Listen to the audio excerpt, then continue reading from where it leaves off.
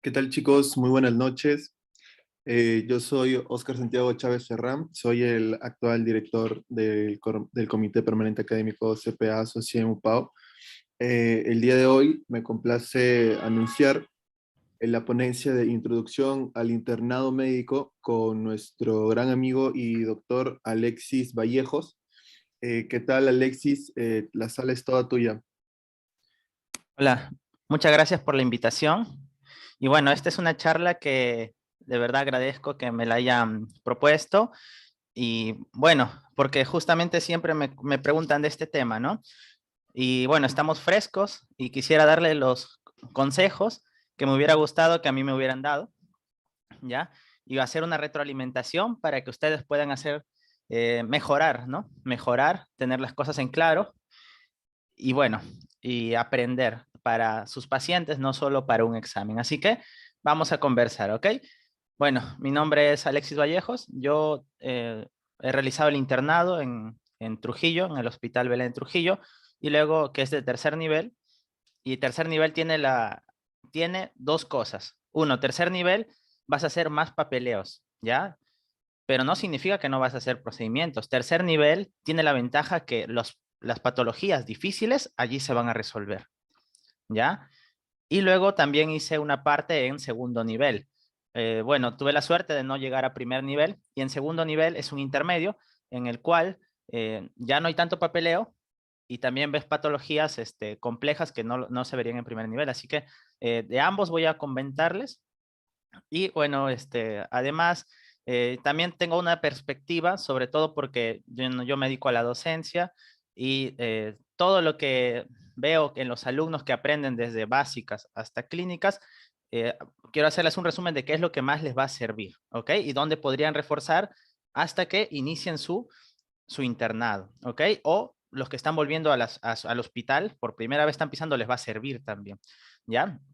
Y bueno, también les voy a dar consejos para su preparación para el ENAM. Yo he obtenido una nota buena, alta. Hubiera querido más todavía, siempre uno quiere más, pero bueno, creo que sí puedo, por resultados, darles unos consejos, ¿ok? Listo. Y bueno, no olviden seguirme en @medicina con Alexis, donde tenemos mayor contenido y siempre estamos haciendo estas charlas gratuitas y tenemos cursos, ¿ok? Bueno, vamos a iniciar entonces. Esta va a ser la hoja de ruta que vamos a seguir. ¿Ok?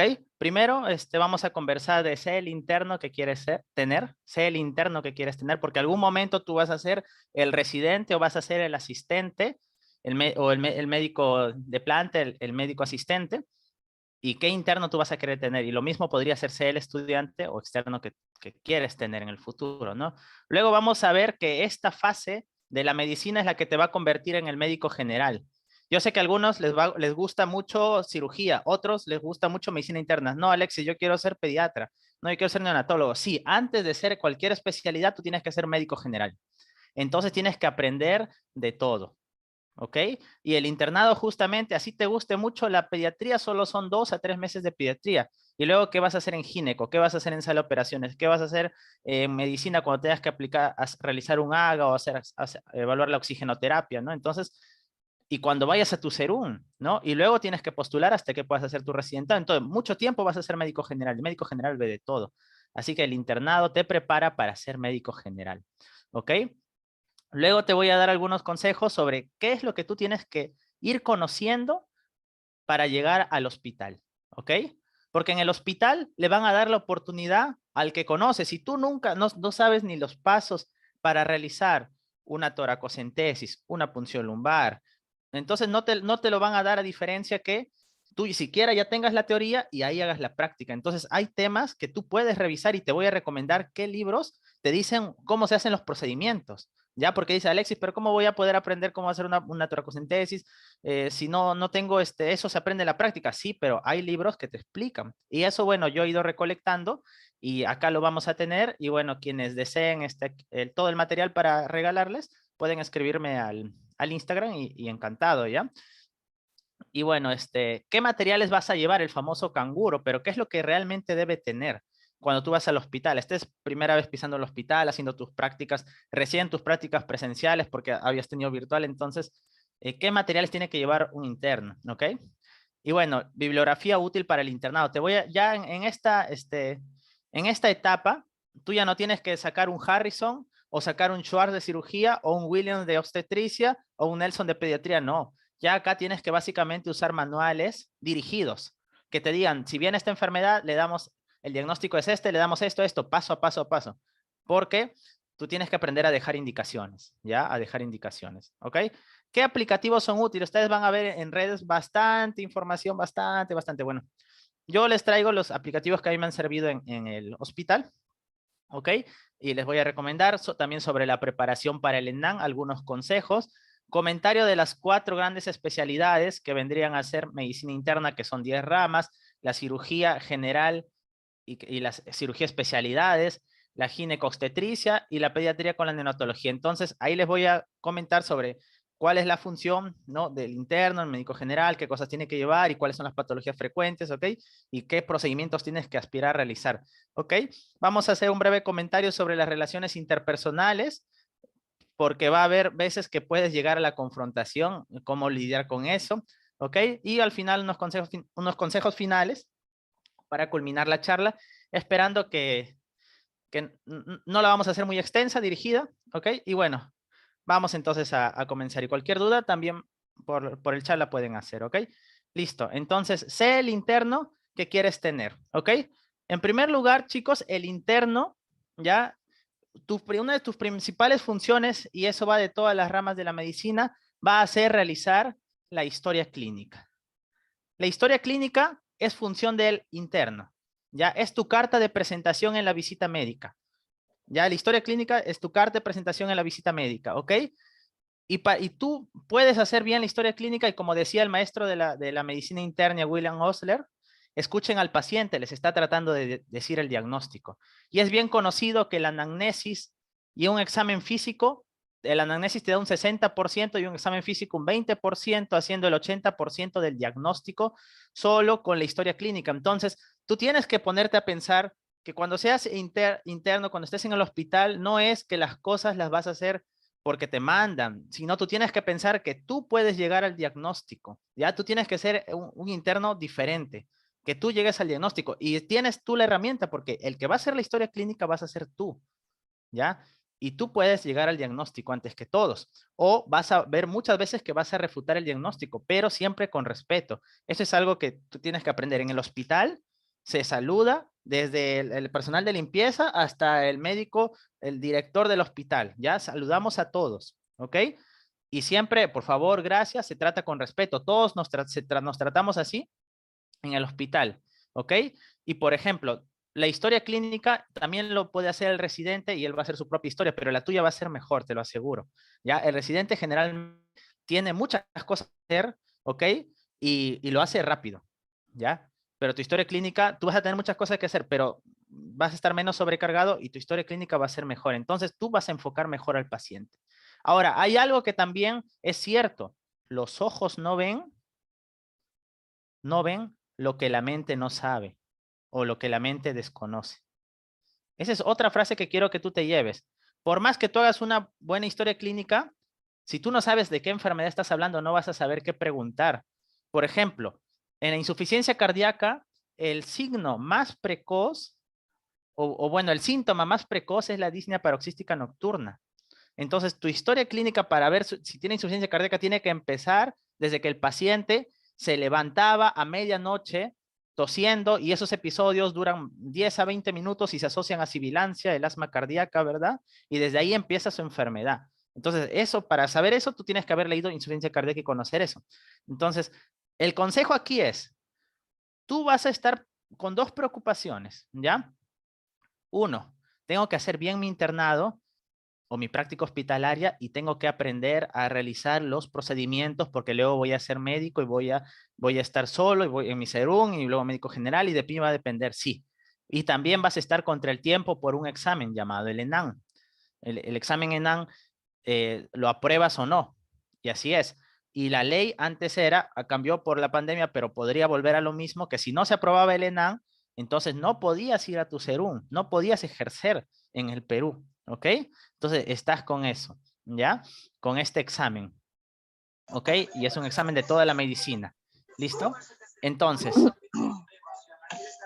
entonces lo que les quiero decir acá es que, por ejemplo, tú tienes que hallar una concordancia, ¿ya? El ENAM viene toda la medicina y el internado vas a tener muchos pacientes. Cuando tú estés rotando cirugía, tú tienes que estudiar los temas del ENAM de cirugía.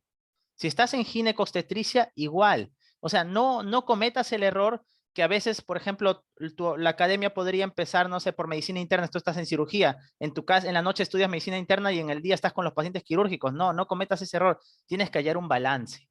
En la universidad aún vas a tener clases durante el internado y también trata de que lo mismo que te están dictando en la universidad sea lo mismo que estás rotando y lo mismo que estudias para el ENAM. ¿Ya? Eso es importante porque tu mente no va a estar en la mañana, en cirugía, en la tarde, en gineco, en la noche, en medicina interna, no vas a aprender así. Y aparte que en el internado te van a preguntar del paciente, ¿ya? Y yo te voy a decir algo, cada paciente es un libro abierto, ¿ok? Y eso no te olvides. Cada paciente es un libro abierto. Si tú preguntas, y bueno, para eso me he estado investigando un poco con bastantes compañeros, médicos, etcétera, lo que uno más recuerda, después de todo lo que ha leído, es los pacientes que ha visto, los pacientes reales que ha visto, al paciente que tú le hiciste la historia clínica, tú pensaste qué puede ser, tú le encontraste en su cajón que estaban sus exámenes auxiliares, no te los había dado, tú los leíste, los interpretaste y empezaste a hacer tus problemas de salud, tus probables hipótesis y luego viste qué le doy a este paciente, ves el manejo, te pones a buscar en guías, eso es lo que no te vas a olvidar. Después el resto, las cosas con el tiempo uno se olvida. Y en el examen, y eso te lo aseguro, te van a venir casos y tú vas a decir, ah, yo vi a este paciente en emergencia, ah, este paciente es el que se complicó y casi fallece, oh no, este paciente falleció. Y así te vas a acordar de las preguntas. Entonces, el consejo es, cada paciente que tú tengas, cada paciente lee su enfermedad y vas a hacer dos cosas grandes. Uno, cuando te pregunten en la visita vas a conocer más que incluso el residente, incluso que el médico asistente y no vas a quedar mal porque lo que quieren hacer ahí es hacerte quedar mal y ¿saben qué? Todos quieren hacerte quedar mal ahí, desde el técnico, la enfermera, a veces el compañero mala leche que es tu mismo cointerno, el residente, algunos asistentes, todos te quieren hacer quedar mal, ¿ya? Pero yo te digo algo, el respeto se gana con el conocimiento, ¿ya? Se gana con el conocimiento. ¿Cómo te pueden preguntar? Del paciente. ¿Y qué tú tienes que hacer? Cada paciente lo vas a revisar su enfermedad. Y el paciente tiene como 10 problemas de salud, me revisas cada uno y ves, compárame si el manejo que están haciendo en el hospital es el que correcto, ¿ok? Y luego en tu evolución, porque tú vas a hacer la evolución, puedes recomendar qué se va a hacer con el paciente, ¿ya? Entonces, eso es lo que yo te quisiera aconsejar, que encuentres una sincronía. Entonces, esto va a ser una parte muy importante que tú tienes que conocer llegar al, antes de llegar a tu práctica hospitalaria, lo que es la historia clínica, porque vas a hacer historia clínica en todas las especialidades. Si bien en medicina interna es más profunda la historia, no significa que en los otros no se hace o no es importante, ¿ya? Y estás acostumbrado a pregrado a haber hecho anamnesis, examen físico, ¿ok? Examen de laboratorio, tus datos básicos, tu problema de salud, hipótesis, tu plan diagnóstico, pero esto es algo que quiero que tú aprendas a hacer la evolución, ¿ya? Porque la evolución va a ser algo importante donde vas a hacer el famoso SOAP, ¿ya? Y acá solo quiero darte un consejo rápido. La parte más importante del SOAP es la A, que es el análisis. La S es de subjetivo, la O es de objetivo, la A es de análisis y la P es de plan. Una evolución antes te llevaba un día a hacer. Obviamente tú no tienes un día, pero al paciente lo vas a evolucionar todos los días. Tu evolución va a ser mejor conforme más sepas de la enfermedad. En el subjetivo, todo lo que el paciente te dice, ¿ya? Doctor, no pude dormir anoche, he estado con tos. Doctor, durante la noche he sentido escalofríos. Todo lo que el paciente te dice. En el objetivo no creas que es solo el examen físico y es un error que mucho veo. En el objetivo es todo los datos que están comprobados. Entonces, ¿tú qué puedes comprobar? Ah, mi examen físico, exacto. Pero también los exámenes paraclínicos, los exámenes de laboratorio van acá en objetivo. Esa es la forma correcta. Es como vas a comprobar tú. ¿Ya? Siempre que hagas una evolución, lo que el paciente te dice, tu examen físico, que obviamente ya no es tan grande como el examen de tu historia clínica y los exámenes de laboratorio que tenga el paciente. ¿ya? Luego, en el análisis, que viene a ser la parte más importante, como su nombre dice, tú tienes que hacer un razonamiento, ¿ya? Porque tú vas a ver que muchos van a colocarte así, análisis, paciente, varón o mujer de tantos años, en tanto día de hospitalización, con los siguientes diagnósticos, ¿no? Y empieza a poner su diagnóstico y ya acabó.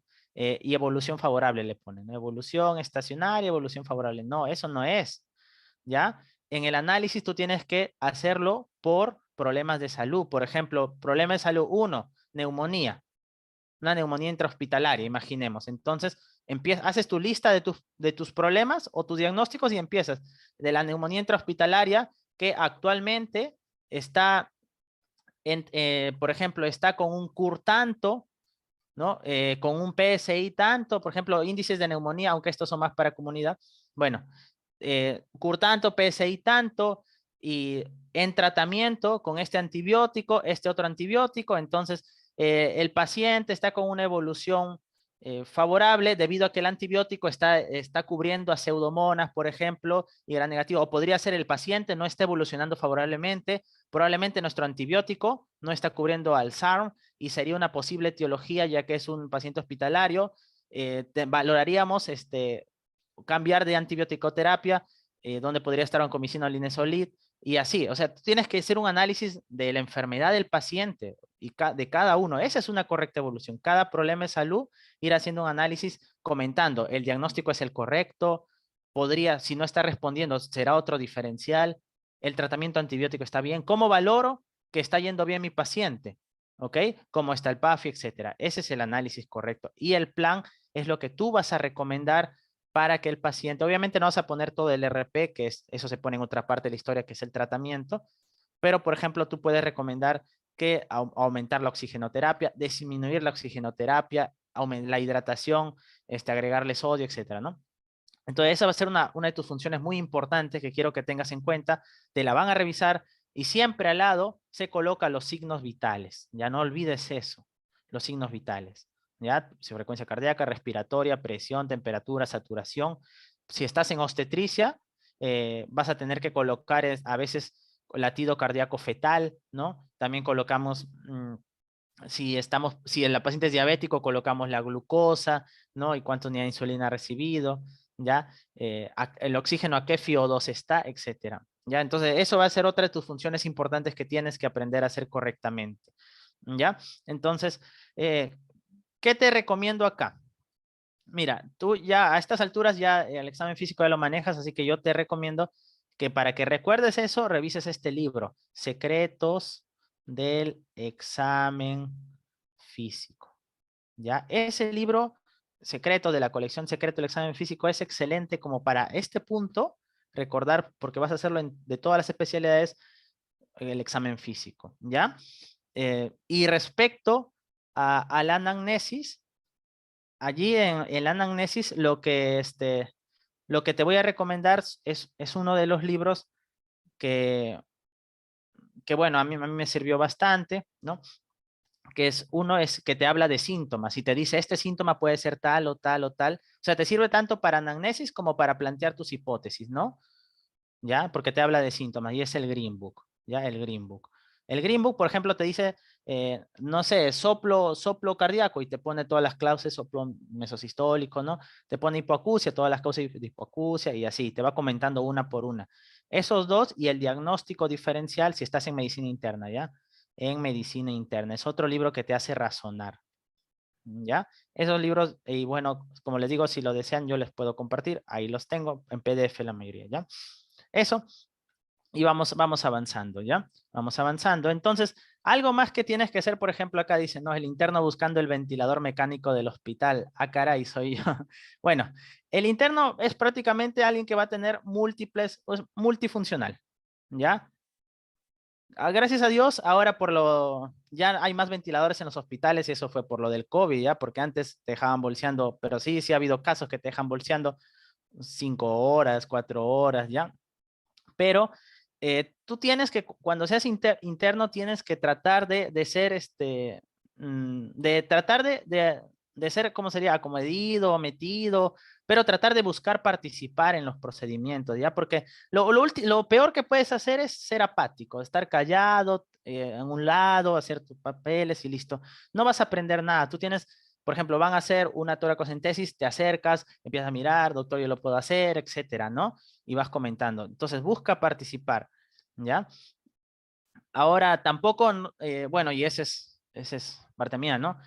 Tampoco no te puedes dejar mandonear siempre, ¿ya? Tú tienes tus derechos, no te puedes dejar mandonear cosas como que te digan, ¿sabes qué? Anda, cómprame esto, tráeme esto. No, no te dejes mandonear, ¿ya? Eso también te lo voy a decir. Las enfermeras te van a querer hacer, van a pensar que tú eres interno de ellas y no es así, ¿ya? Entonces, como te digo, el respeto se gana con el conocimiento y ese es el mensaje que yo te voy a decir, ¿ya? Acá tenemos a William Osler que veía, ¿no? Y como les digo, cada paciente, estudienlo, cada paciente estudienlo. No saben la satisfacción que es cuando tú encuentras un diagnóstico que no lo habían visto, cuando tú aportas un tratamiento que nadie había visto y cuando este paciente se logra recuperar. Y eso, Alexis, ¿pero qué? ¿Los médicos no están totalmente preparados? Los que están, no, no creas. Yo he visto muchas iatrogenias, ¿ya? Entonces, y que algunas he tratado de evitar, otras ya no se han podido, y eso pasa, ¿ya? Y mientras tú estés en menor nivel, tercer, ni hay cuarto nivel, los institutos tercer, segundo nivel, primer nivel, es inversamente proporcional a la capacidad con la que está preparado el personal de salud. Ya, salvo excepciones, generalmente acá en primer y segundo nivel vas a encontrar médicos generales y ya por acá especialistas. Ya, entonces cuando tú estés en los niveles bajos, tú no tienes que creer si el médico al que estás a cargo dice A y así es la enfermedad. No, todo, todo contrástalo, todo léelo, todo contrástalo con evidencia, porque tú vas a encontrar, a ver, de los grandes errores que yo he visto, cuando le colocaron una sonda nasogástrica a un paciente, no sabían si estaba en estómago o estaba en pulmón, y ¿qué hizo? Bueno, eso lo hizo la enfermería, le pasó agua al paciente por la sonda, ¿ya? Para ver si sonaba, o bueno, no sé qué quiso hacer. Yo lo vi de lejos cuando lo hizo y estaba en pulmón y le hizo una neumonitis y el paciente falleció. ¿Qué otros errores he visto? Pacientes con pielonefritis y salen el urocultivo resistente a todo, menos a nitrofurantoína, y le daban nitrofurantoína, ¿ya? O le daban cefadroxilo, cefalosporinas de primera, cosas que solo funcionan en cistitis, que no llegan a riñón, ¿no? Y paciente séptico, ¿ya? Pacientes, ¿qué más he visto? Pacientes que me salen con 90 de CO2, tú sabes que el CO2 es de 35 a 45, ¿ya? Imagínate, 90 de CO2, paciente que cualquier rato hace paro respiratorio. Gracias a Dios no hizo. ¿Y por qué? Porque le metían mucho oxígeno. Y los pacientes crónicos respiran 88, 89, 90%. Esa es su saturación de 88, 92. Ellos no respiran como nosotros. Los EPOC no respiran 97 como nosotros. Ellos respiran 88, 92, 88, 90. Y tú le metes oxígeno, le generas hipercagnia y eso al final le inhibe la respiración porque ellos respiran gracias a que tienen hipoxia relativa y hacen paro. Entonces, y así hay cantidad, ¿no? Confusiones de diagnóstico, mucho, ¿eh? Por eso yo te digo, todo tú contrástalo, no creas a rajatablas lo que te dicen, ¿no? Y porque todos estamos para aprender, todos podemos equivocarnos y en este momento tú eres quien está más a la tecnología, revísalo. Yo te recomiendo que lo tengas up to date de la mano, siempre, ¿ya? Entonces, te vas a preparar para ser médico general. Y mira, el mismo autor, William Osler, que eres el padre de la medicina interna y de la semiología, no, nos decía, ver enfermos sin leer libros, o sea, que tú vayas a ver al paciente, pero no lees nada, es como estar en el mar, navegar sin tener cartas, o sea, sin mapa. Estás viendo enfermos, pero no has leído, bueno, los estabilizas, empíricamente aprendes, pero no sabes a dónde vas, ¿no? Pero mira lo otro, y leer libros sin ver ningún paciente, que es lo que ha sido en la virtualidad, leer libros sin ver ningún paciente, ni siquiera has ido al mar. El primer caso que no leía, pero estaba con los pacientes, estaba en el mar, pero estaba un poco perdido. Pero el segundo caso que lee y no ve pacientes, nunca estuvo ni en el mar, ni en el mar de la medicina. ¿Qué significa esto? Que tú vas a ver dos tipos, generalmente se van a dividir en dos grupos los practicantes del hospital, los internos, ¿ya? Un grupo va a estar tirando, tengo que aprobar el ENAN, tengo que aprobar el ENAN, tengo que aprobar el ENAN, tengo que aprobar el ENAN, y otro grupo va a estar tirando, tengo que ver a mis pacientes, ¿ya? Entonces, Si tú a tus pacientes lo dejas de lado, estás solo banqueando y estás solo en esa nota, estás en este caso, que nunca has ido al mar, ¿ya? Tu principal, y tú te debes a los pacientes que están ahí. Y esto, ver a tus pacientes al final va a repercutir en que resuelvas preguntas de ENAM, porque el ENAM no viene en primer web de ENAM no te viene cosas así puntuales teóricas, no te viene. Casi todos son casos clínicos y la mayoría de casos son los más frecuentes, ¿ya? Ahora, tampoco no te vas a poner a ver pacientes, a leer la enfermedad más rara del mundo y no vas a agarrar a estudiar para tu ENAM, ¿no? Tienes que encontrar un equilibrio. Pero este equilibrio tiene que ir un poco más hacia ver a tus pacientes, ¿ya? ¿Listo? Entonces, algo que es importante que tú tienes que manejar, y por ejemplo, una vez estábamos caminando y una paciente, se desmayó. Todos, doctor, haga algo, doctor. No había nadie alrededor. Estaba con mi compañero, ¿no? Y, y mi compañero dice, vámonos, vamos, hay que llamar al doctor. Le digo, ¿qué va a decir la gente si nos vamos corriendo ahorita? Vamos a ver. Entonces, cuando tú tengas una emergencia, lo primero que tienes que hacer es los signos vitales, nada más. Los signos vitales, ¿ya? Para eso, tú tienes que saber medirlos, ¿ya? Por ejemplo, la presión arterial va a ser importante en ginecostetricia porque todos tienen miedo a la preeclampsia, ¿no? A la preeclampsia. Pero ¿qué pasa? Tú para que tomes bien la presión arterial, hay varias cosas. Por ejemplo, un paciente, si tú le tomas la presión arterial, por ejemplo, llega, no puede haber consumido café, no puede haber fumado, no puede haber tomado una bebida estimulante, no en los 30 minutos previos. El paciente no debe tener ganas de miccionar para tomar la presión, porque el paciente que tiene ganas de miccionar activa al sistema autónomo y hace picos hipertensivos, ¿ya? Y yo he visto pacientes en coma, o bueno, con bajo Glasgow que empiezan a hacer crisis hipertensiva. Entonces, ay, ¿ahora qué hacemos? Antihipertensivos. No, cuando tú tengas una crisis hipertensiva tienes que ver si no es secundario a algo. Pálpale el abdomen, percútele y le vas a ver, y le vieron un globo. Cuando encontramos globo, sonda, sacamos la orina, ¿no? Y bajo la presión. Entonces, por ejemplo, te llega una gestante, tienes que ver todo eso. La gestante generalmente, y bueno, cualquier paciente que le tomes la presión, tiene que estar recostado al espaldar, no se le toma al paciente hacia adelante, no puede estar con las piernas cruzadas, tampoco no puede estar hablándote, no puede estar con el celular. Tienes dos brazos para tomar y eso no te olvides, el brazo derecho generalmente tiene un poquito más de presión que el izquierdo, así que anda primero al derecho, ¿ya? Y siempre busca el método palpatorio y luego el auscultatorio, porque en el auscultatorio, en la segunda fase de los ruidos de Korokov, hay una laguna auscultatoria. O sea, tú le puedes tomar la presión al paciente, está en 130, doctor y estabas en la laguna auscultatoria. Hay momentos que no se escucha en el esteto, ¿ah? Es en la segunda fase. Entonces tú tienes que con el palpatorio insuflas hasta que dejes de sentir el pulso. Esa es la sistólica. Y tu diastólica ya con la auscultatoria, ¿ya? Entonces tienes que aprender a ver eso. Y tienes que saber que nosotros usamos mucho algo que se llama el índice de shock. Y el índice de shock sacamos la frecuencia cardíaca entre la presión arterial sistólica.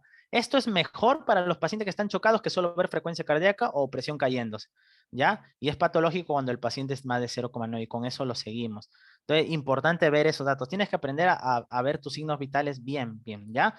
Y como te digo, el médico, si tú ves en el juramento y todo, el médico, lo más importante que tiene que hacer el médico es el diagnóstico diferencial, ¿ya?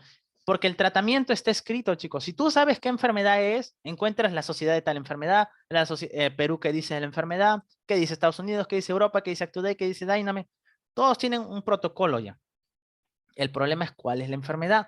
Lo más importante, el mejor médico es aquel que domina el diagnóstico diferencial. Entonces, a veces uno lee de enfermedad, epidemiología, etiología, fisiopatología, clínica, plan diagnóstico, tratamiento y criterio diagnóstico, ¿no? Y nos saltamos lo más importante, que es el diagnóstico diferencial.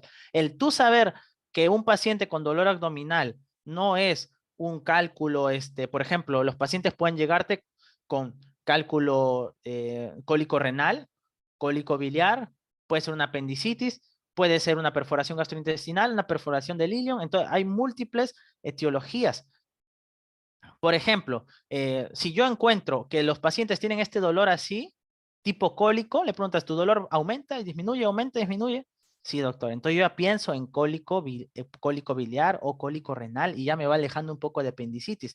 Y si yo veo que el dolor de abdomen empezó bruscos, el doctor yo estaba bien y ¡pam! Empezó el dolor, ya no voy a pensar en una apendicitis, ahí yo tendría que pensar en una perforación gastrointestinal, tendría que pensar en una isquemia mesentérica porque mandó un émbolo a su corazón y me pongo a escultar, está rítmico, puede ser, un ectópico roto, entonces es diferente, ¿ya? Y si es un niño con dolor abdominal, siempre hay que descartar que es una ITU y hay que pedir su examen de orina. Y si mi examen de orina tiene bacilos gram negativos, yo le doy tratamiento para ITU antes de pensar en una apendicitis y lo vigilo, ¿ya? Tú puedes equivocarte, pero si tú estás con tu paciente monitorizándote, te vas a dar cuenta si te equivocaste o no. Entonces, esto es lo más importante que yo te digo. En cada enfermedad, revisa el diagnóstico diferencial. Eso te va a hacer un buen médico, ¿ya? Lo otro que tú, como médico general, que de los objetivos que te vas a convertir en el internado como médico general, aparte de un correcto examen físico, un diagnóstico diferencial, es bueno lo que dice esta frase, ¿no? Nada es veneno, todo es veneno, la diferencia está en la dosis, ¿no? Ya en esta parte tú tienes que aprender a manejar dosis de fármacos, ¿ya? Para eso hay dos cosas, hay el Vademecum, no le tiró la foto del Perú, ¿ya? Del Colegio Médico del Peruano, ya es un libro colores del Colegio Médico, ¿no? Medio lila, donde están los fármacos, cómo vienen al Perú y la dosis, si lo pueden encontrar en físico, en virtual no está, o ActuDay, que yo prefiero usarlo, ¿no? Y ActuDay, por ejemplo, tú pones el fármaco y lo tienes en tu celular, si lo puedes tener como aplicativo o puedes tenerlo en Google, ¿no? Si lo pones en aplicativo no lo puedes traducir, en Google sí lo puedes traducir, pero generalmente el inglés médico es entendible, y colocas el fármaco y te sale la dosis para una dosis convencional de acuerdo a eso. Y lo más importante, chicos, en fármacos, y bueno, para pediatría, el Peñita. Tienes que andarlo, ¿ya? También existe el aplicativo Peñita, ¿ya? Que también cuesta similar. Pero yo, mira, el aplicativo yo no te lo recomiendo, ¿ya? O sea, tal vez para salir de una urgencia, ¿no? Pero el problema del aplicativo es que tú pones solo el peso y te da cuánto le des. Entonces imagínate, ¿dónde está tu razonamiento? Y si estás en el Serum y no tienes, y se te apagó el celular, te robaron el celular, ¿qué vas a hacer cuando no tengas tu aplicativo, no? En cambio, con este libro, tú sabes la dosis, tú acá lo único que te dice es la dosis, entonces tú ya tu peso lo multiplicas por dosis, ves de acuerdo al medicamento cómo viene y le das.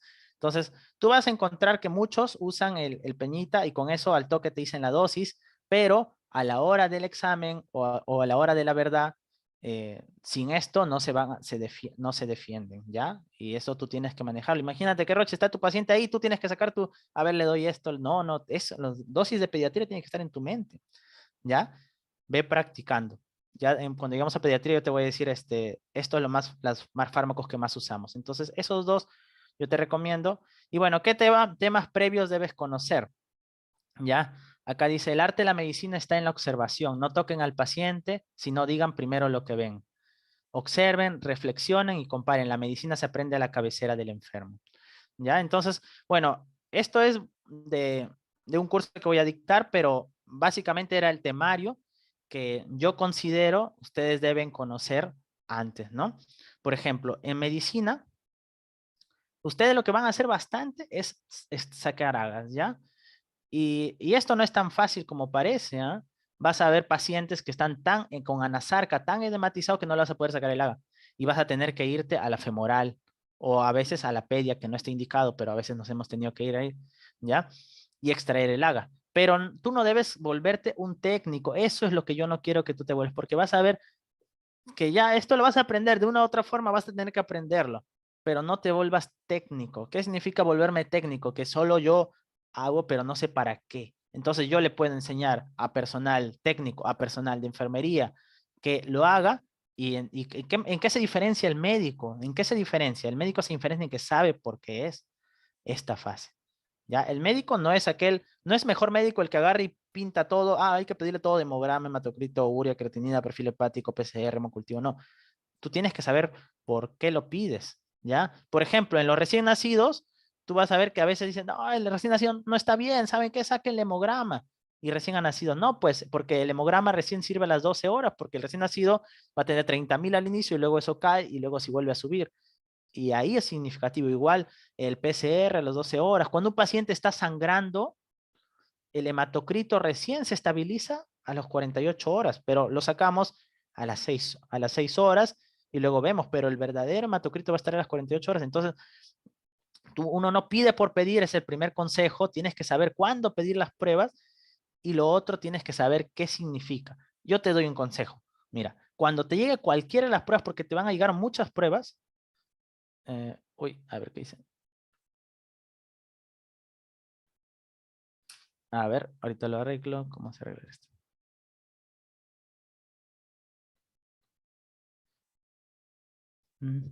Ahí, ocultar vista mordedor. Ya está.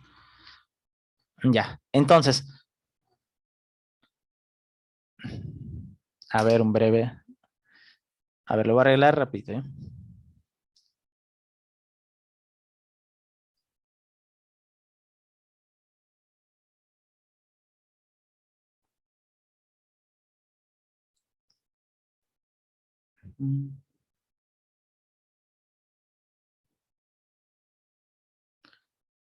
A lo mejor salgo y lo vuelvo a colocar, ¿ya?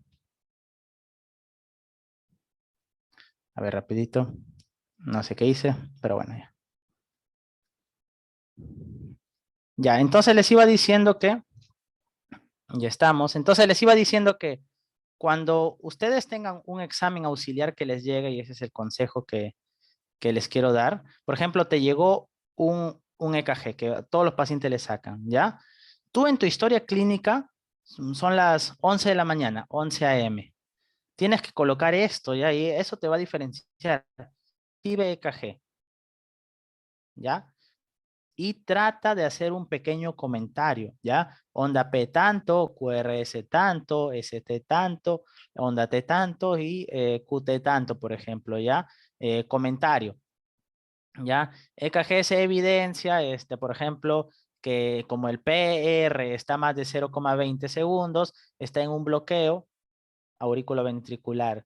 Y como el P es progresivo, sería un bloqueo de segundo grado 2A, ¿no? O sea, un Wenkenbach. ¿Listo? Y así, te llega un hemograma. Entonces, ves, paciente y lo colocas, ¿no? Leucocitos, 16.000 y su fórmula, ¿no? Hematocrito tanto, plaquetas tanto. Entonces luego, y es un niño, y encuentras, por ejemplo, paciente con, y las plaquetas estaban abajo, la hemoglobina con visitopenia, a descartar que esto no sea a las siguientes enfermedades, una leucemia, una anemia megaloblástica, una anemia plástica, ¿no? Entonces, se solicita que el estudio de lámina periférica, de B12, ¿no? Para leucemia, para ver lámina periférica, ver si hay blastos, B12, B9, ¿no? Etcétera. Entonces, cada examen que te llegue, y no te lo van a exigir, pero tú deja tu comentario con interpretación. Y eso va a ser diferente. El otro día, cuando hagas tu evolución, va a ser más fácil. Y vas a aprender, es la única forma de aprender, ¿ya? Es la única forma, ¿ya? Y bueno, igual el EKG, cómo se toma y los procedimientos. En medicina yo te recomiendo que sepas esto. Tienes que saber cómo tomar un AGA, como te digo, hay libros que te dicen, y cómo se interpreta también, hay bibliografía. Cómo se toma un EKG y cómo se interpreta el EKG. Yo te digo que, mira, de todo el hospital, un 10% sabrá interpretar y no sé, un 5% EKG. Entonces, esto te va a diferenciar que tú lo sepas hacer, ¿ya? Oxigenoterapia también, generalmente, es que no enseñan en la universidad realmente cómo en la práctica hacerlo verdaderamente, ¿no? Oxigenoterapia lo vas a usar bastante en pediatría, los pacientes de cirugía que van a hacer neumonías intrahospitalarias, en medicina, ya tú, aunque no creas, vas a ver pacientes COVID porque la prueba antigénica recién se hace positiva al tercer día. Si tú tienes un paciente con insuficiencia respiratoria y no sabes, y la molecular te llega en 3 días, y a veces no hay un servicio, no te lo quiere recibir el servicio COVID, y vas a tenerlo ahí, y vas a tener, entonces tú tienes que saber manejar la oxigenoterapia. Ya como te digo, los antibióticos va a ser importantísimo. Y mientras tú estés en primer, segundo nivel, créeme que tú vas a dejar la receta y tú vas a dejar la indicación. O sea, tal vez en tercer nivel en hospital, como hay residentes bastante, hay bastante personal médico, entonces, a menos a que confíen en ti, generalmente, que pasa con los días, ellos dejan las indicaciones. Pero cuando tú estés en niveles más bajos, tú solo vas a dejar las indicaciones. Y, y si lo haces bien, ya en adelante vas a dejar solo. Pero si no lo haces bien, entonces para eso antibióticos es un tema que se infectan los quirúrgicos, se infectan los de medicina interna, se infectan los niños. Tienes que conocer, estos son los fármacos más utilizados. ¿ya? Tienes que saber, vas en gastro, vas a ver full cirróticos, entonces tienes que saber cómo sacar tu paracentesis, cómo se interpreta el líquido, y en neuro las punciones lumbares. También vas a ver pacientes con derrame pleurales, y ahí vas a tener que hacer las tóracos. Se puede hacer entonces tú tienes que saber esto de aquí en medicina, cómo se hace y qué significa. Eso es lo más importante, ¿ya? Cuando tú entres a cirugía, ¿ya? Cirugía general o de video de especialidades, vas a entrar a sala, a SOP, ¿ya? Y ahí el peor lugar de todos donde te quieren llamar la atención es en sala. Créeme que ahí la técnica, la enfermera, el anestesiólogo es el peor. Todos te quieren llamar la atención, ¿ya? Entonces yo te pregunto, ¿ha habido algún curso que te enseñe en la práctica, mira, cómo diferencio una Kelly de un mosquito, cómo diferencio la pean, cómo sé si mi tijera es una tijera, una mecha o una mayo, ¿no? Los tipos de suturas, con cuál suturo fascia, con cuál suturo tejido adiposo, ¿no? Cuando uso punto Roma, cada cuánto se quitan los puntos en cara, ¿ok? Entonces, esto es importante que tú lo revises porque cuando estés en cirugía general, en cirugía especial y en gineco vas a entrar a sala. Y ahí, créeme que yo he visto que hasta te botan de sala por eso, ¿ya? Te botan de sala por eso, te gritan en sala, es bastante. Entonces, no quieres que pase eso. Hay libros para instrumentación quirúrgica que en breve te los voy a enseñar, ¿ya? Y eso a mí me ayudó bastante para entrar eso y luego ya se complementa con la práctica, ¿no? Suturas, vas a suturar hasta el cansancio, ¿ya? Pero no tienes que hacer iatrogenias acá. Por ejemplo, yo he visto que suturan y el tejido está pálido, desvitalizado. Mira, no se puede suturar tejido que ya está vascular. Para que cicatrice tiene que estar vascularizado. Entonces tú tienes que cortar hasta que los bordes estén sangrantes, ¿ya? También he visto que a veces suturan y el paciente hace un hematoma en la cabeza. Entonces si hay un vaso sangrante, tú tienes que entrar a ligarlo. Ya, así es una sutura, entras, ligarlo, ¿no? Y a veces no se puede suturar nada más, si más de 6 horas que se ha hecho el corte, no puedes suturarlo porque es una herida sucia, se va a infectar. Tienes que dejarlo abierto. Máximo lo puedes afrontar un poquito, pero no suturar. Entonces, acá hay varias cosas que tienes que revisar, ¿ya? De suturas, ¿ya? Y esto va a ser importante. ¿En qué parte de la carrera nos han enseñado en cómo se hidrata un adulto, un niño, un neonato? No me refiero en diarrea, sino me refiero, mañana va a ser operado un paciente de 120 kilos, ¿ok? Que por ejemplo, está febril con 39 grados de temperatura, ¿no? Que está perdiendo por la bolsa colostomía tanto. Entonces, ¿cuáles son su líquido de mantenimiento que hay que dejarle? ¿Ya? Por si acaso, al cirujano, donde se le mueren más los pacientes, yo voy a ser cirujano, Alex, ya. Donde se mueren más los pacientes no es en la operación, se mueren después, en el postoperatorio donde fallecen los pacientes. ¿Y por qué? Por los trastornos hidroelectrolíticos. Te hacen hipercalemia, hipocalemia, hiponatremia, hipernatremia, te hacen acidosis, se infectan. Entonces, eso es tienes que aprender a hacer un correcto manejo del balance hídrico, ¿ya? Entonces, esto es difícil que lo encuentres en los libros, hay algunos que te voy a recomendar, más se aprende en la práctica, pero este es un tema que tienes que revisar también. Estos son los temas, como verás, generalmente no los enseña en la universidad para aplicarlos, por ahí alguna que otra teoría, pero es lo que yo te he traído para avisarte que es lo que tienes que conocer, ¿no? Y en cirugía vas a ver tú al paciente antes de operar y cuando lo operaron. Y acá tienes que estudiar las complicaciones quirúrgicas. Por ejemplo, si el paciente me empieza a hacer fiebre al segundo día y mi herida yo la empiezo a notar que está flogótica, yo no voy a pensar que ese es al primer, segundo día, yo no pienso que es una infección de sitio operatorio. La infección del sitio operatorio aparece al cuarto, quinto día, pero si se infecta al primer, segundo día, tú tienes que pensar que eso va a ser una fascitis necrotizante, ¿ya? Entonces, hay así complicaciones de acuerdo a los días, de acuerdo a la tipo de operación, etcétera. Y hay que conocer, porque tú vas a estar a cargo de los posoperados, ¿ya? Yo recuerdo bastante cuando se infectó mi paciente, hizo su neumonía intrahospitalaria, ¿no? Y le iniciaron antibiótico al residente, ¿no? Recuerdo, la residente. Y una neumonía intrahospitalaria y le metió ceftriaxona. Entonces, tú sabes que una neumonía intrahospitalaria tienes que cubrir a los anaerobios, perdón, a los intrahospitalarios como Pseudomonas. Entonces, ahí no es ceftriaxona, es ceftazidima, cefepime, pipetazo, etcétera, ¿ya? Y justamente fue tórpido el curso, entonces ahí tú tienes que tratar de recomendar siempre con respeto. Yo siempre decía doctor, pero cuando roté entré al hospital, ¿no? Pero no era así, sino que yo lo había leído. Nosotros, por estas, el médico especialista y tal, decía que si era por tal, mejor le iniciaba esta dosis, ¿no? Pero tienes que no decir una idea vaga, ¿no? Este fármaco, esta dosis por tantos días, ¿no? Y así vas con algo concreto. Y justo he revisado y acá está, mira, doctora. Ah, entonces cambias, ¿ya? Y así vas participando, ¿ya? Vas a curar bastantes heridas, pie diabéticos y RCP. Me tocaba hacer algunos RCP. Lamentablemente no eran pacientes terminales y bueno, la indicación ahí es dejar, pero fallecieron, ¿no? Entonces, pero RCP salva vidas, es lo que tienes que manejar, ¿no? Luego, cuando entres en cirugía vas a ver traumas, o sea, el Perú es un país que muchos se caen, entonces estúdiame los traumas desde la cabeza hasta el pie.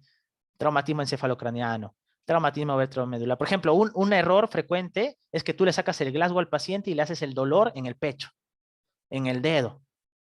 Y no, el dolor se hace supraorbitario en el Glasgow. ¿Por qué? Porque si tiene traumatismo vertebromedular, que es frecuente que ocurra con el TEC, el paciente no siente nada desde hacia abajo y tú, el Glasgow está en 4 porque no 3 no siente.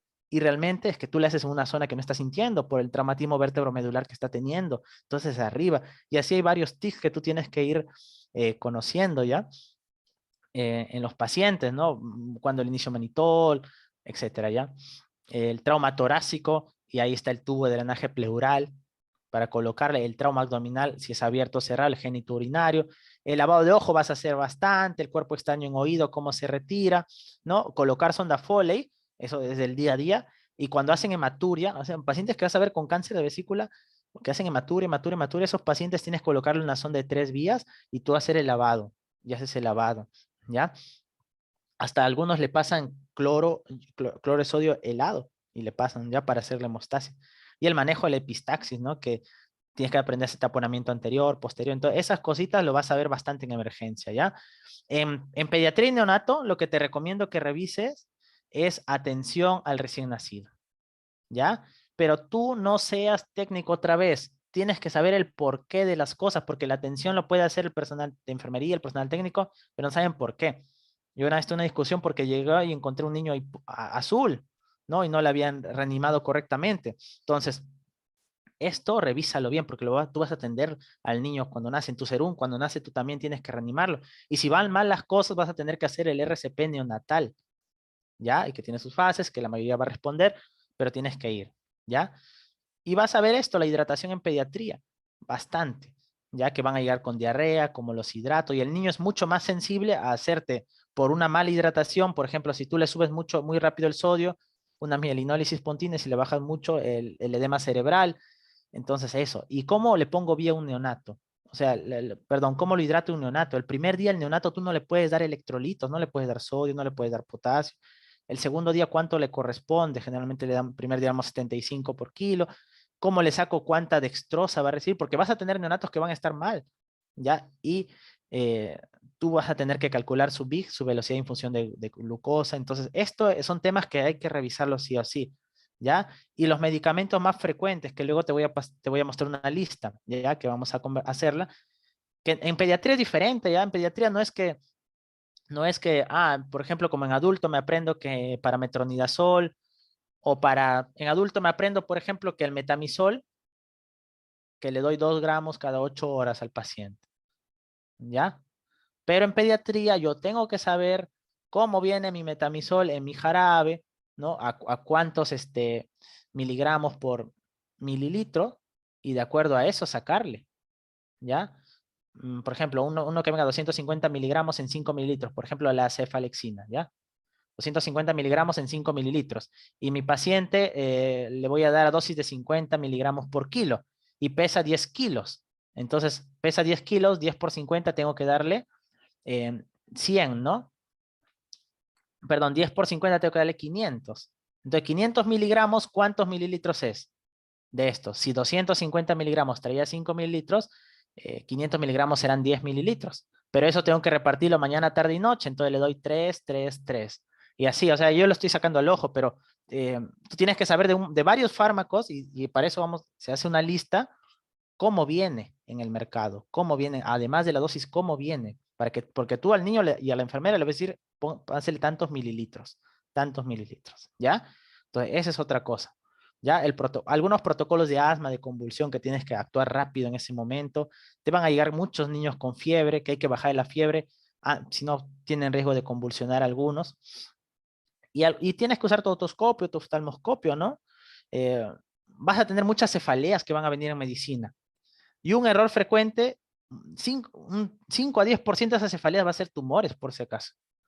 Y, una cefalea tensional, vaya a su casa con esto, tome esto.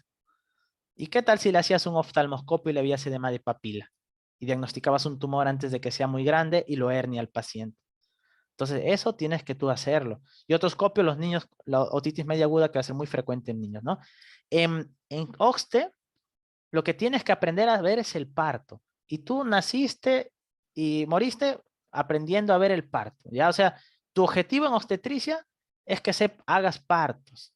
Ya, ahora los partos, no creas que tú entras a centro obstétrico y dices, ya, deme un parto a mí. No, tienes que ahí quedarte un rato, tienes que monitorizar a la que llega, tienes que estar viendo sus signos vitales, su presión arterial, cuánto va dilatando. O sea, algo que tienes que aprender es la semiología del tacto vaginal y las maniobras del parto, cómo hacerlo. Eso es importante. Y para eso vas a salir de tu horario, que son 6 horas, vas a tener que quedarte más, pero tienes que salir haciendo partos.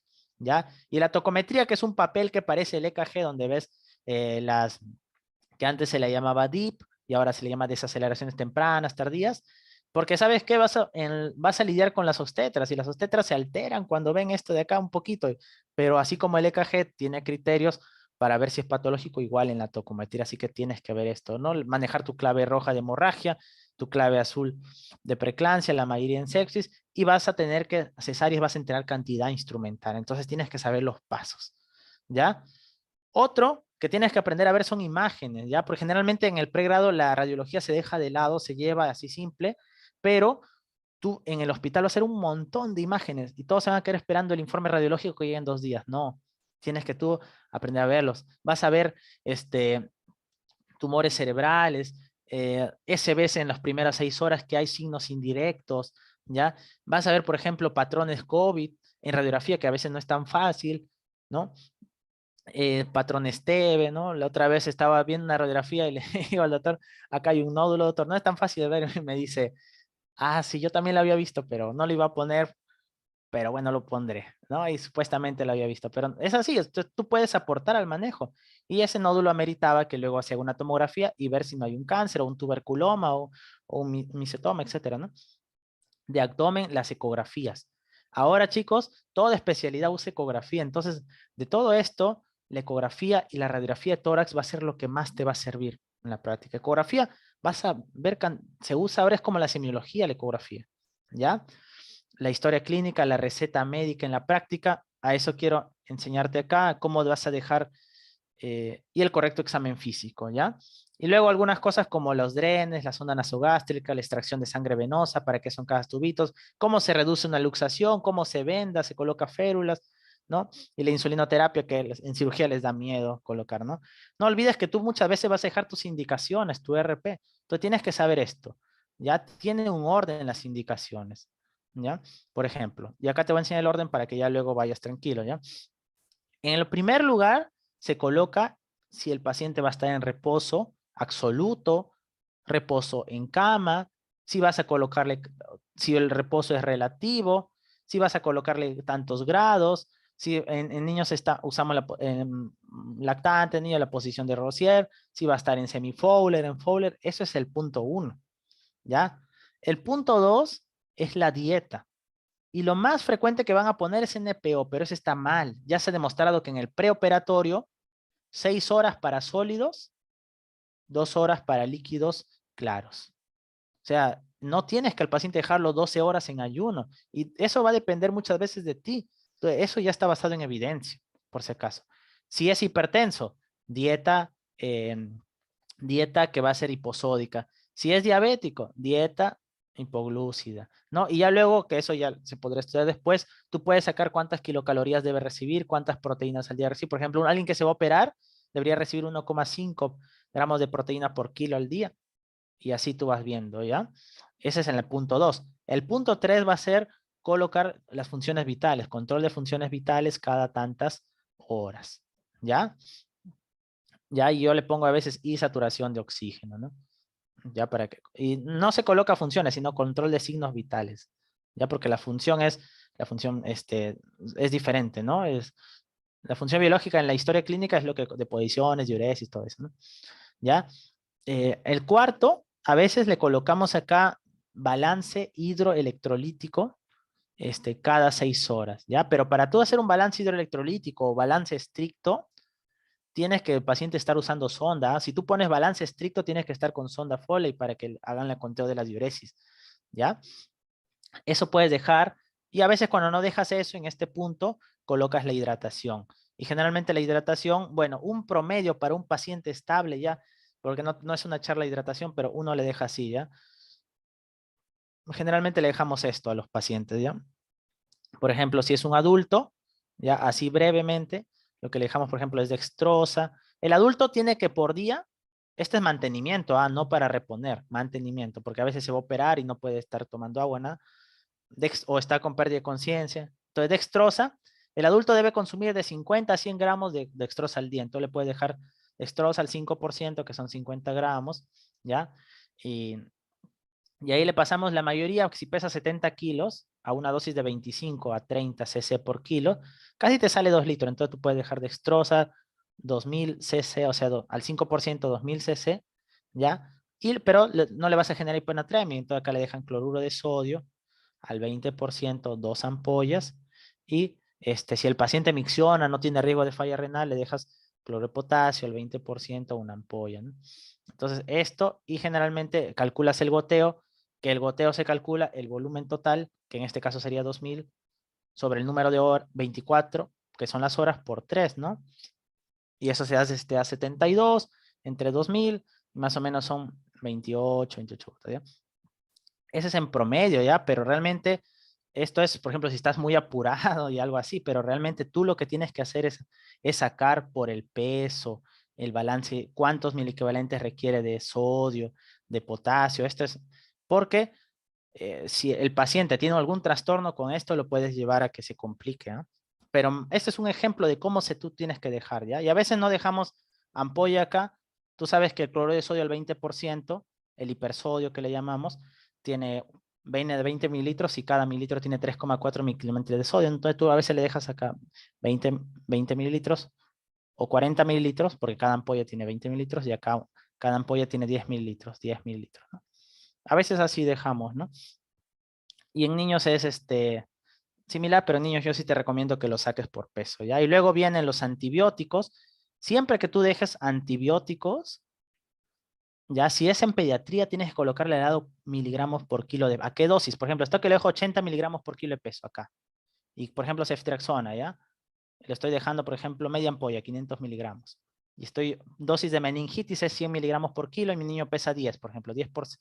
Eh, 5, ya pesa 5, 5 por 100, 500, ya por ahí. Y tú tienes que colocar así en qué día va, día 2, día 3, día 4, ya, cada 24 horas. Si quieres que algo se pase una sola vez, le colocas stack.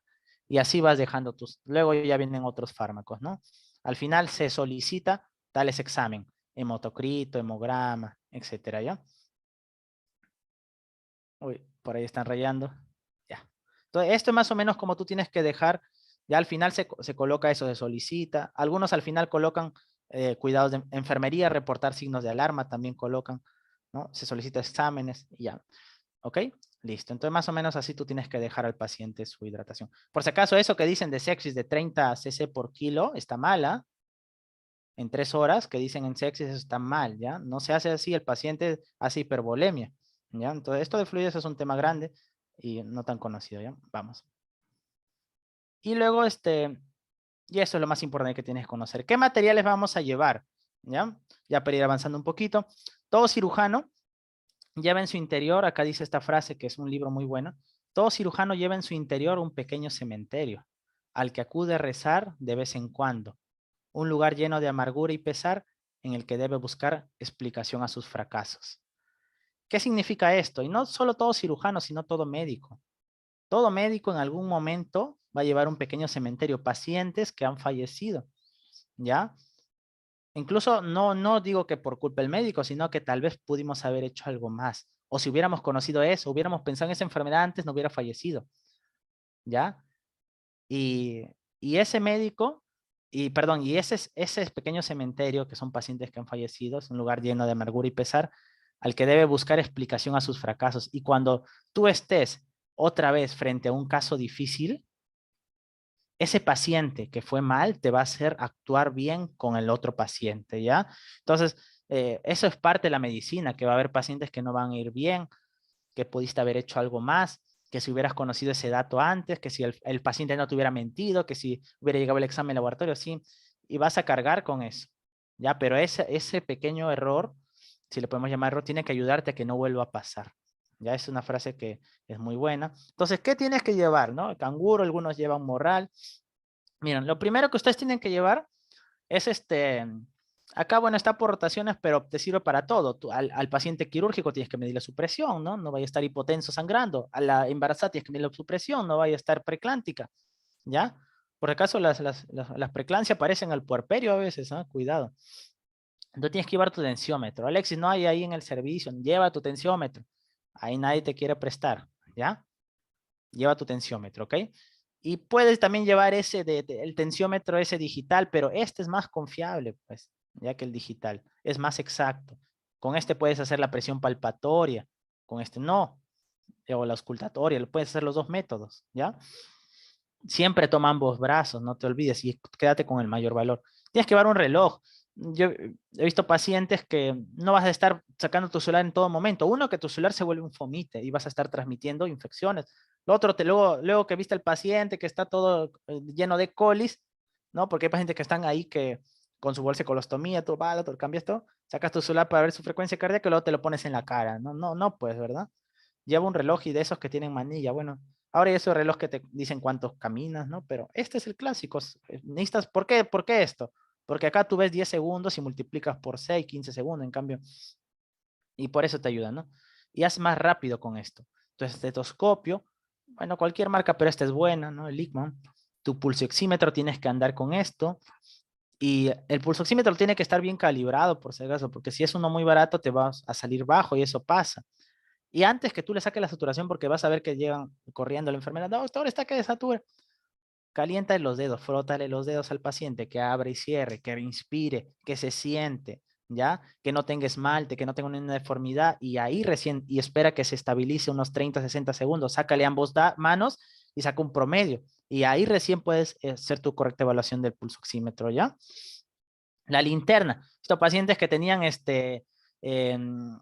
tenían a nivel del testículo, uno quería ver si era varicocele, ¿no? Si había un quiste, había mucho líquido acá, ¿no? Y qué, pues bueno, unos compañeros sacando su celular para alumbrar el testículo para ver si había transiluminación, ¿no? Y eso no se hace, pues, ¿no? ¿Cómo va a estar alumbrando? Entonces, lleva tu linterna, ¿ya? Aparte que algunos médicos te van a llamar la atención si no tienes linterna. Es importante para los signos neurológicos, la transiluminación, tus reflejos en neurología. Por ejemplo, cuando uno monitoriza las preeclampsias que le estamos pasando el sulfato, cuando empieza a hacer areflexia, está que se intoxica con sulfato de magnesio, ¿ya? Y tendríamos que darle gluconato de calcio, por ejemplo, ¿ya? Algodón, monofilamento, bueno, esto es relativo, ¿ya? Esto es para neuro podría ser, ¿ya? Tu baja lenguas, importante en pediatría. Pues los niños llegan con faringitis, cantidad, ¿ya? Entonces, y puede ser herpangina, puede ser una estomatitis herpética. Recuerda que la herpangina, las vesículas salen solo en la parte posterior, vesículas en la parte posterior de la boca, en el istmo de las fauces, y cuando es estomatitis herpética, toda la boca por dentro se llena de vesículas.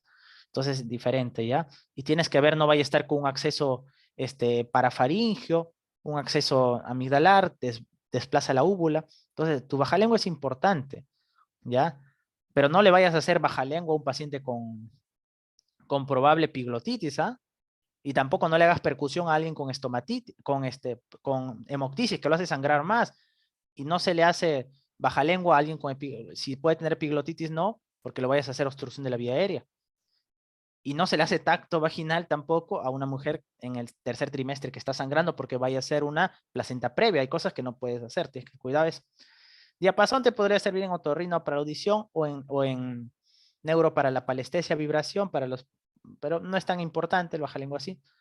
Yo sí te recomiendo que el hospital a veces no tiene, ¿ya? Algunos lugares sí, otros no, generalmente no.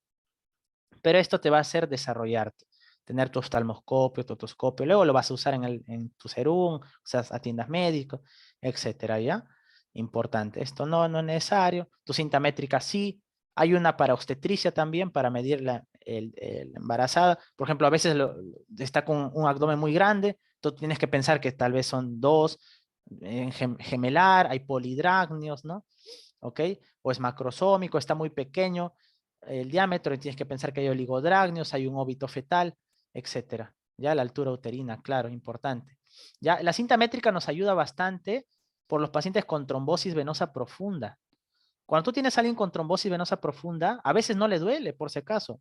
Y si tú no lo diagnosticas, yo mucho me acuerdo que estamos en el pase de visita y ya el paciente está todo bien. Y no sé por qué se me ocurrió, no era mi paciente. Pero yo siempre tengo la costumbre de descubrir al paciente, ¿no? A veces algunos se enojan, le descubro las piernas y la pierna derecha estaba edematizada y la izquierda no. ¿Y qué? Pues había hecho una trombosis venosa profunda, ¿ya? ¿Y cómo diagnostica la trombosis venosa profunda? Coges la tuberosidad de la tibia, bajas 10 centímetros y ves la diferencia entre uno y otro. Si es más de 3 centímetros, es muy probable que tenga trombosis venosa profunda. Pero Alexio ya se le trombosó ahí. El problema es que si tú no le das tratamiento, este émbolo se va al pulmón, tromboembolismo pulmonar, el corazón derecho falla, cor pulmonar derecho, insuficiencia cardíaca aguda y muere. Y todo lo pudiste prevenir. Por eso se le inicia heparina para que no haga esta complicación. Entonces, la cinta métrica te ayuda a medir eso. Cuando tengas pacientes que tienen, por ejemplo, una celulitis, también vas midiendo el tamaño de la lesión. Entonces, es importante que estés con tu cinta métrica y tu cinta obstétrica en obstetricia, ¿eh?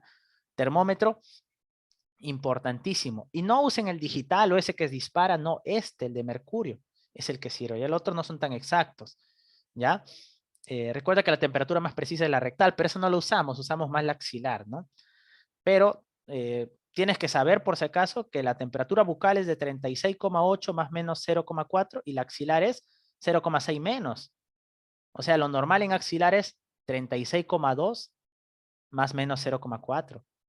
Y ahí vas a ver pacientes que en la tarde tienen un poco más de temperatura. Está con fiebre, antibiótico. No. Recuerda que en la tarde puede subir la temperatura a 0,5 grados. Y si es mujer, recuerda que en la segunda fase, después de la evolución, ovulación, también sube la temperatura. Así que no vayas a estar...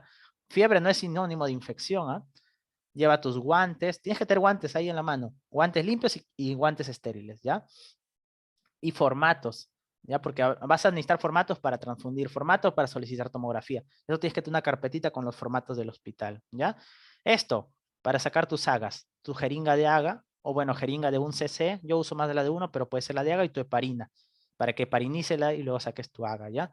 Tus guantes estériles quirúrgicos, llévate suturas, sobre todo lo que más necesitas son nylon 3.0, que es para la mayoría de piel usamos nylon 3.0, si es cara o párpado, nylon 5.0 más delgadito, tu cinta obstétrica, obstetricia y tu gestograma para calcular su edad gestacional. Y acá te dice la altura, la edad gestacional, no solo te dice la edad, varias cosas, ¿ya? Y acá, no uses estos lapiceros, por las puras os compra estos. Todo se hace con azul. Si tú haces con negro, con rojo, cambias el color de la historia, te van a gritar. Corrector. No te dejan usar corrector generalmente, ya no es legal, prefiero colocar una tacha, ya no uses. Lleva un montón de tubitos porque van a estar sacando sangre, sangre, sangre. Tus formatos, ya que te he dicho de los procedimientos que vas a hacer. Llévate una libretita donde vayas a apuntar de cada paciente. Puedes tú también crear en Excel y hacer una libreta grande. Y bueno, yo al inicio usaba un tablero, ¿no? Y acá colocaba una libreta, una hoja grande con mis pacientes. Y acá sus signos vitales, su diagnóstico, su tratamiento actual y sus pendientes, su plan, ¿no? Y así me iba ordenando. Eso puedes hacerlo en Word rápidamente, ¿ya? Bibliografía recomendada. Miren, yo en mi búsqueda que hice, dije que habrá libros para internos, ¿no? Y sí, sí hay. Hay uno en México, que es en México Médico Interno y Privado, se le llaman el MIPICito, ¿no? Que bueno, lo venden allá, generalmente acá no, a menos que alguien lo encuentre. Lo encontré en PDF, no está tan claro, está un poco borroso, pero si desean lo puedo compartir. Como les digo, me pueden escribir a @medicina con Alexis para enviarles todo y las diapos, ¿no? Aparte de las diapos, estos libros, yo encantado, ¿no? Me siguen y ahí me pueden escribir. Y ¿no? La guía esencial para sobrevivir internados. Es bueno. O sea, por ejemplo, ¿yo qué haría si volviera a cursar el internado? Me leo y me leo porque me hace una guía rápido de todos los servicios. ¿ya? Sobre todo este de acá, que está en físico acá, ¿no? Ahora, como les digo, hay para hacer procedimientos, cómo saco un AGA, cómo tomo un EKG, cómo saco las venopunciones, ¿no? Cómo hago una férula. Estos dos te van a ayudar, que también los tenemos. Guía de procedimientos clínicos, manual de procedimientos médico-quirúrgicos para el médico general, ¿ya? Entonces, esos te enseñan cómo hacer paso a paso procedimientos. También te lo recomiendo, ¿ya? Entonces, como te digo, los ojos no ven lo que la mente no sabe y tú no te vas a lanzar a hacer algo que no siquiera no has leído cómo se hace. ¿Ya? Por ejemplo, una vez estaba con un paciente con una sonda y era un paciente con retraso mental, no se dejaba poner la sonda, lo tosía la sonda nasogástrica, ¿no? Entonces yo en uno de estos leí que se le podía dar un vaso de agua y mientras le pasa, ¿no? El paciente al tomar el vaso de agua lo deglutió y para la sonda pasa, ¿no? Entonces, y así hay varias tácticas que te ayudan acá, ¿ya? Son buenos tips, ¿ya? Ahora, lo que más vas a tener que ahora aprender son manejar las cosas en la emergencia. O sea, tú necesitas ahora, no necesitas un Harrison, no necesitas un Chuar, necesitas saber, tiene este diagnóstico, le dejo esto, pero en el orden que te digo, ¿se hospitaliza o no? O ambulatorio. ¿Qué dieta va a recibir? ¿O le suspendo? ¿Cada cuánto las funciones? O monitoreo continuo, le coloco un monitor, ahí en monitor pantalla. Le saco balance, le coloco sonda, los saturamos cada cuánto. Ya, la hidratación, ¿cuánto le paso? ¿A qué goteo? ¿Cuál solución? Lactato Ringer, una polielectrolítica, un cloruro de sodio, el 0,9, ¿qué le paso? ¿Qué antibiótico se usa para este paciente? ¿A qué dosis? ¿La enfermera en cuánto? Porque tú tienes que decirle a la enfermera pasar en media hora, pasar en 45 minutos, pasar en eso, tanto, ¿ya? Por ejemplo, y en la insulina que le tiene miedo a mucha cirugía y que tú puedes manejarlo, no es difícil, ¿ya? O sea, ya tampoco no digo que seas un experto en insulina, pero hay pautas. Por ejemplo, la dosis, ¿no? De 0,1 a 0,3 por kilo de peso, que se puede, cada 2 días puedes aumentar 3 unidades, 2 a 3 unidades. Si hace hipoglucemia, le tienes que bajar el 10% de la dosis. Si has estado solo con NPH y ahora lo vas a pasar a NPH mañana y noche, usas el 80% de tu dosis total. Si ya tu dosis está más de 0,5 por kilo de peso, tienes que pasar a empezar a darle o preprandial. Entonces hay varias cosas que puedes tú solucionar, ¿ya? Cuando tú hagas las cosas bien, van a tener confianza y te van a dejar más hacer las cosas a ti, ¿ya? Entonces, y sobre todo, por ejemplo, vas a cirugía, no maneja antibióticos o bueno, no maneja insulina, entonces puedes aportar ahí. Ya, vas a medicina, no maneja bien la curación, todo eso, tú puedes aportar ahí. ¿Ya? Y así, cada servicio tiene su déficit porque se van especializando y tú puedes aportar. Tú eres médico general, eso es tu mente, eres médico general, sabes de todo. Entonces, este libro para mí es excelente y tal vez uno de los mejores que he leído en todo y me ha servido, ¿ya? Este yo te lo recomiendo que sí o sí lo tengas. Si tiene de medicina, de cirugía, de obstetricia, de varios, de traumato, los traumatismos, es un excelente libro. Y al inicio te da un capítulo, los primeros capítulos interpretar laboratorio, etcétera. Sí te lo recomiendo, ¿ya? Y si desean lo pueden enviar, ya saben, al Instagram. Bueno, estos también son buenos, el de acá gana, pero estos también brevemente te dicen, dale esto, dale esto, dale esto, pídele este examen, o sea, son protocolos, pues son muy buenos, ¿ya? Los 3 libros. Entonces, bueno, también las plataformas, ¿no? Porque tú necesitas ya, acá no están todas las enfermedades, va a haber enfermedades que no vas a tener. Entonces, estas son las 3 mejores plataformas. Esta es como para repasar, ¿no? O sea, esta no te va a decir que le vas a dar al paciente a tal dosis. Estas dos son para el tratamiento de tu paciente, ¿ya? Ahora, mejor evidencia tiene Dyname, pero es más entendible y yo te recomiendo, porque es más comprensible, UpToDate. Entonces, trate de tenerlo UpToDate en tu celular, entras, pones el fármaco, entras, pones la enfermedad, revisa el tratamiento, todo lo que sea en el hospital, compruébalo con UpToDate. Ya, eso es el consejo que yo te voy a dar. ¿Ok? Para pediatría, no hay otro libro mejor que portable que este, el Amerins. Es un libro hecho en el Instituto Nacional del Niño de Perú. Solo lo vendían allá, ¿no? Yo recuerdo que, bueno, me lo enviaron de Lima y después acá ya lo han pirateado. Bueno, me hubiera errado mucho, pero ese yo te lo recomiendo, sí está en las librerías. No existe en PDF. Y para neonato se usa esto. Para el neonato cambia la dosis si es prematuro, si no es prematuro, si pesa menos de tanto, si pesa tanto, cambia todo. ¿Ah? Así que necesitas ese libro, el Neofax, ¿ok? Vas a tener a los pacientes, tú vas a tener, solo con la mirada puedes hallar el diagnóstico muchas veces. Por eso este libro te lo recomiendo, puras fotos. Por ejemplo, este es un hipertiroideo, ¿no? Entonces, este libro te va a ayudar como cómo te va a llegar tu paciente, ¿no? Ya te he hablado del Green Book, que es un libro que te va a decir, por ejemplo, el paciente con no sé, paciente con hematuria, y ahí te dice todas las causas de hematuria, ¿no? Glomerulares, no glomerulares, y por ejemplo, si es por cálculo, ¿cómo sería la hematuria? Si es por un problema glomerular, una nefritis, por ejemplo, son hematíes acantocitos, son hematíes lisados, acá no va con dolor, en cambio si es por cálculo va con dolor, si hay coágulos es más que urológico que nefrológico, y es un excelente libro, ¿para qué? Por síntoma. Entonces, cuando tú vas a plantear tu hipótesis, primero has puesto tu problema de salud, ¿no? Entonces, ahí te dice, por ejemplo, cefalea, ya. Entonces tú buscas acá, cefaleas todas las causas y ves cuál se parece más a tu paciente, lo planteas como primera hipótesis. Y también algo, siempre manéjame 5 hipótesis. Ya, hasta 3 te puedo aceptar, pero 5. Porque ¿qué es lo que te he dicho? El mejor médico es el que más diagnóstico diferencial hace. ¿Ya? Eso, ¿ok? Y para medicina interna, les recomiendo esto de acá, 3. ¿Ya? Por ahí me están escribiendo. El Instagram es medicina con Alexis si desean para enviarles, ¿ya? Entonces, y le envío las diapos y bueno, estos libros, ¿ya? Entonces, este de acá, el Sabatine, es tal vez el libro, uno de los mejores que yo he revisado, que te dice así, pero con referencia, cómo haces el diagnóstico, la etiología, la fisiopatología, la clínica, pero referenciado toditito. Y es chiquito, bacán, y te actualiza, pero es bien actualizado. ¿Para qué es bien actualizado? Sabatine, medicina de bolsillo, ¿ya? Este es para el diagnóstico diferencial es puros algoritmos. Te dice, el paciente llega con esto, y si tiene esto, y si tu tomografía salió esto, va acá. Si salió esto, va acá. Si salió esto, puro algoritmo. Entonces te entrena tu mente a las hipótesis que te estoy mencionando. Y esta es una guía rápida para el tratamiento, el Washington terapéutico. Con esos 3, tú lo haces muy bien en medicina interna, ¿ya? Bueno, ya ves sobre plataformas. Para traumato tienes que haberte leído la TLS. Y para los electrolitos que te mencioné, acá incluso hay casos clínicos. Revísalo este libro. Agua, electrolitos, te habla de cómo corregir el sodio, el potasio, el calcio, el magnesio, los agas, el bicarbonato. Ya, porque tú haces muchos errores en esto. Ya, entonces aprendes eso. En cirugía no puedes llevar un Savisto, pues, pero el Washington de cirugía y el secreto de cirugía, yo creo que te van a hacer muy bien en este tema, ¿ya?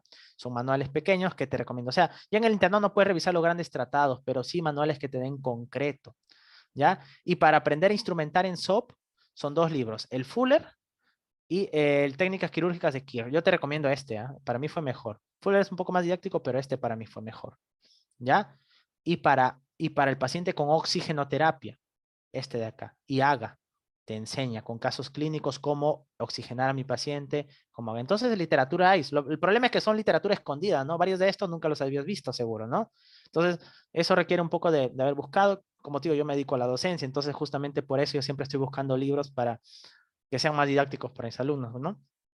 Y, por ejemplo, a veces te dicen, tú vas a ver en otra charla, te dice, tú invéntate tus casos. No, no hagas eso. ¿Cómo te vas a inventar casos tú si no has visto pacientes, casos reales muchos?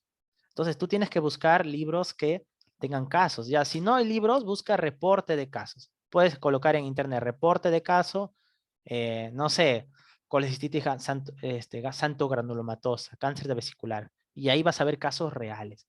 Y si no, estos libros yo te recomiendo. Por ejemplo, este es El Macarrón, uno de mis libros también favoritos. Casos clínicos en imagen de todas las especialidades y te pone su tomografía, su resonancia y en caso clínico para que tú hayas el diagnóstico. Este también, 100 casos de obstetricia y ginecología, muy bueno. Infectología pediátrica, casos clínicos. En pediatría mucha infección, ya, así que son muy buenos libros, ya, con casos y reporte de casos.